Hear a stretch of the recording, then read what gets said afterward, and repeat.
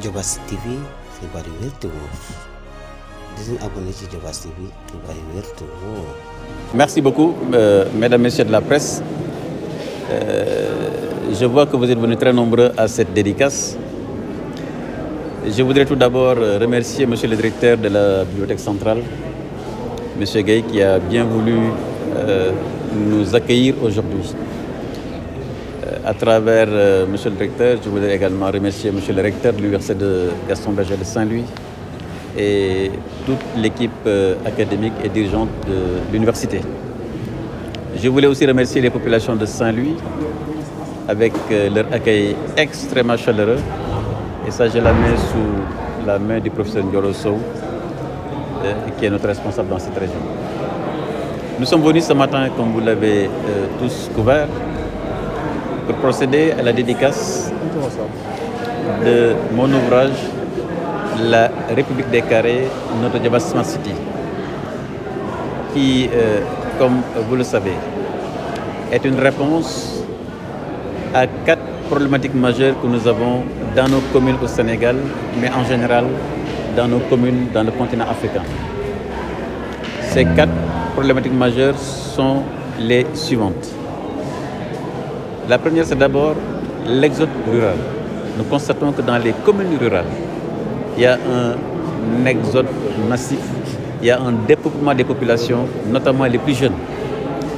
Et nous savons tous que quand les forces vives d'une commune quittent cette commune, il est difficile de procéder à un développement. La deuxième problématique, le deuxième défi, c'est le chômage des jeunes en milieu rural. Le troisième concerne l'aménagement, les logements décents. Et la quatrième concerne l'aménagement des zones agricoles, mais également des zones pour l'industrie. Puisque vous savez que l'industrie est le lieu de création des emplois.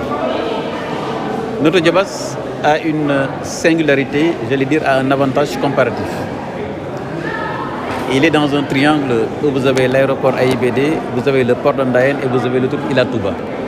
Et c'est une commune également qui est à côté des grands marchés du Sénégal, que ce sont Dakar, Thiès et également Mbour. À côté, vous avez également Touba et la ville sainte de Tivaouane, les deux villes saintes de Touba et Tivaouane, qui entourent quelque part, qui encerclent la commune. Donc cela veut dire en termes de marché, en termes d'infrastructures de transport et de déplacement, la commune est bien dotée.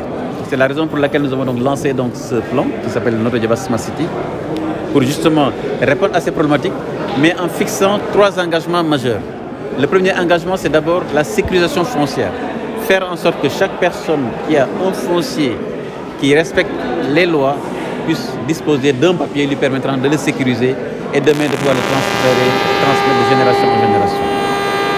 Le deuxième engagement concerne l'aménagement des logements pour chaque population de la communauté de Diobass qui puisse disposer d'un logement décent, à savoir soit une parcelle aménagée, soit accompagner cette personne à travers la construction pour que justement ces personnes puissent disposer de logements décents. Parce qu'il n'est pas acceptable que le monde rural soit condamné à avoir que des logements précaires. Le troisième engagement concerne l'aménagement agricole, mais également l'aménagement pour l'industrie. Parce qu'il ne faut pas se voiler la face. La création d'emplois passe nécessairement par la création d'entreprises, et c'est à travers donc les zones industrielles, à travers des entreprises agricoles, mais qui respectent l'humain, qui respectent les populations locales, en partenariat avec ces populations, que nous allons justement faire en sorte que nos parents qui quittent les villages pour aller à Dakar souvent, ou à Thiès, ou dans les autres villes, pour faire un travail informel, souvent très peu valorisant, que nous puissions justement les fixer à travers des entreprises vertes qui respectent l'environnement, mais également qui respectent les droits des citoyens. Donc voilà un peu les 3 axes fondamentaux donc, du plan Notre Diobass Smart City, et qui va au-delà de la commune de Notre Diobass, qui va au-delà des frontières pour être simplement un modèle qui est applicable à toute commune du Sénégal, qui a des potentialités, qui a des spécificités, qui peut justement valoriser pour sa population. 1. Sécuriser le foncier. 2. Un aménagement pour un logement décent. Et 3. Aménager également pour les entreprises. Mais ça va au-delà du Sénégal pour attaquer justement les communes africaines, puisque en réalité, tous les pays africains, toutes les communes rurales africaines ont la même problématique que j'ai évoquée tout à l'heure. 1.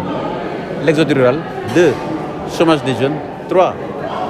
Aménagement désordonné et tous ces éléments-là qui font que justement nos populations des peuples ces communes. Et naturellement, quand les forces vivent des peuples une commune, il est extrêmement difficile de faire un développement. Bon, il leur appartiendra d'apprécier. De toute façon, c'est un livre qui est aujourd'hui public, qui est mis à la disposition de chaque Sénégalaise et chaque Sénégalais, puisque vous savez que dans ce livre, l'objectif qui est fixé, c'est de faire de chaque habitant de notre Djabas, de chaque carré, de chaque village, un instrument, un acteur, un levier de développement. Et donc, naturellement, c'est disponible pour les autres communes. Vous avez entendu tout à l'heure la commune de Gandon qui, justement, disait qu'il ne se gênerait pas de l'appliquer, mais elle est ouverte et je pense que dans les semaines, voire les années qui viennent, il y aura sûrement un ensemble de communes qui vont l'appliquer et avec succès.